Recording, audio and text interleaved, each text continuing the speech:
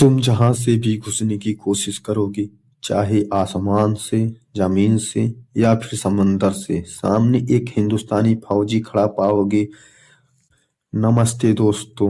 Border to film में सनी देओल का गजरता बरसता डायलॉग इसके मूड और मिजाज को दर्शाने के लिए काफी है। आज से करीबन 30 साल पहले आईजेपी चड्ढा की बॉर्डर की कहानी को आगे बढ़ाते हुए फिल्म बताती है कि इंडिया और पाकिस्तान की 1971 की जंग सिर्फ लोंगेवाला नहीं, बल्कि जल, थल और वायु तीनों मोर्चों पर लड़ी गई थी।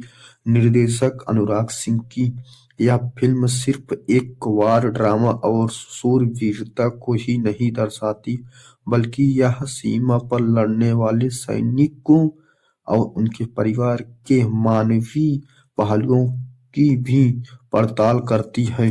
सनी देओल की बॉर्डर टू की कहानी 1971 के इंडिया और पाकिस्तान युद्ध की पृष्ठभूमि पर कई ट्रैक्स में आगे बढ़ती है। 1961 में नेशनल वॉर एकेडमी में मिले 3 जिगरी दोस्तों को 1971 की जंग में शामिल अपनी शौर्य वीरता साबित करने का मौका मिलता है। फ्लाइंग ऑफिसर निर्मलजीत सिंह शेखों दिलजीत दोसांझ शादी के तुरंत बाद ड्यूटी पर बुला लिए जाते हैं।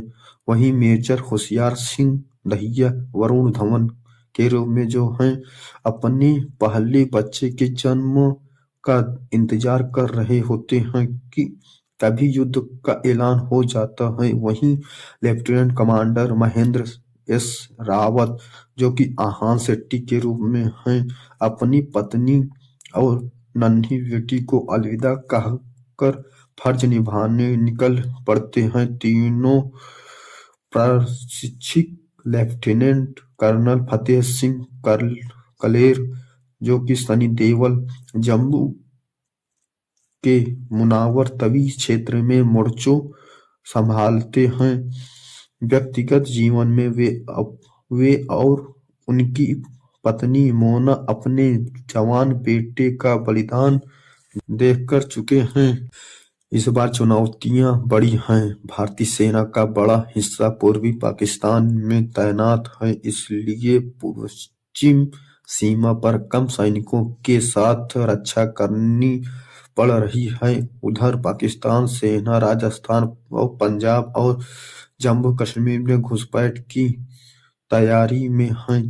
अब सवाल यह है कि देश के वे वीर सामने खड़े दुश्मन को कैसे मात देते हैं, कौन बलिदान देता है और कौन घर लौटता है।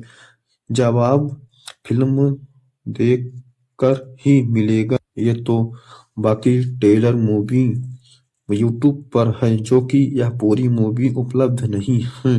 बॉर्डर टू मूवी सभी जानते हैं कि यह हिंदी सिनेमा की वार मूवी में एक जेपी दत्ता की 1997 में रिलीज बॉर्डर टू का जो आह्वान करती है। यह बॉर्डर का अहम स्थान है। ऐसे में इसके सीक्वल को लेकर उम्मीदें तो आसमान छू ही रही थी, मगर फिल्म को लेकर माहौल भी खूब बना हुआ है। सीक्वल लेकर आने वाले निर्देशक अनुराग सिंह को कसौटी पर कसा जाना स्वाभाविक था। कहना पड़ेगा कि अनुराग ने युद्ध के तेवर के साथ साथ भावनाओं का संसार भी बखूबी रचा है। निर्देशक बॉर्डर की साख को बनाए रखने में कामयाब रहे। आज के दर्शकों के लिए निर्देशक ने स्केल तो बढ़ाया ही है, साथ ही साथ मनोरंजन का दामन भी पकड़े रखा है। फिल्म का फर्स्ट हाफ किरदारों की बैक स्टोरी को स्थापित करते हुए मनोरंजक अंदाज में आगे बढ़ता है, जो कि फिल्म का सेकंड हाफ युद्ध को आगे बढ़ाता है और एक ही साथ जाल, थल और वायुसेना की लड़ाइयों से रोमांचक और रोमांस के साथ साथ आगे बढ़ाता है।